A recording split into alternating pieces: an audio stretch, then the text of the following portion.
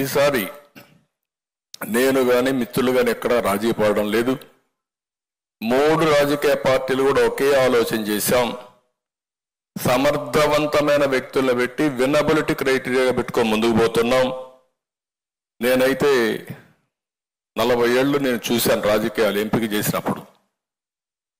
మేము first time 85లోని సర్వేలు చేసి సర్వేల ఆధారంగా ఎవరైతే గెలుస్తారో అవి కూడా చూసుకొని డిబేట్ చేసి ఆ రోజు మన నాయకుడు ఎన్టీ రామారావు గారి దగ్గర కూర్చొని రాత్రి మగుళ్ళు ఎంపిక చేసేవాళ్ళం.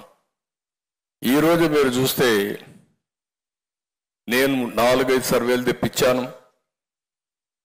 మళ్ళీ నా వాయిస్తోనే IVRS అడిగాను. ఇవన్నీ కంపేర్ చేసుకున్నాం.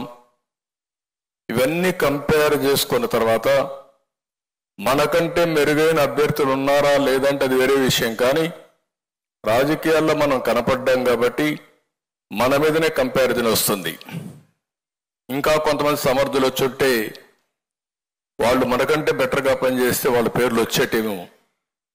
కానీ ఇక్కడ ఉండే వాళ్ళందరినీ మీరు చూసినప్పుడు మన పార్టీలో ఉండే ప్రతి ఒక్కరిని నేను IVRS ద్వారా అడిగాను. నాకు రాకపోతే 1కి 3 సార్లు అడిగాను, 4 సార్లు అడిగాను. రిపీట్గా సమాచారం తెప్పించుకున్నాం. ఈరోజు ఎంపిక చేసిన విధానం మీరు చూస్తే రాగద్వేషాలకు అతీతంగా, రికమెండేషన్లకు అతీతంగా ఏకైక లక్ష్యం వినబిలిటీ.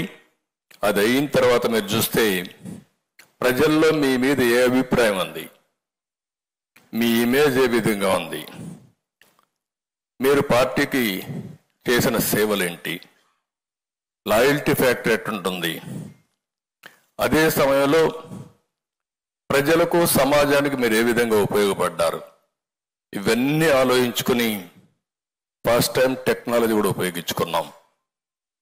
చాలాసార్లు నేను టెక్నాలజీలో మాట్లాడేవాళ్ళం, కానీ ఈసారి మాత్రం వీలైనంత వరకు మీరు చెప్పిన పర్సెప్షన్స్ విన్నాను. మళ్ళీ ఫీల్డ్లో ఉండే రియాలిటీస్ కంపేర్ చేసుకున్నాను.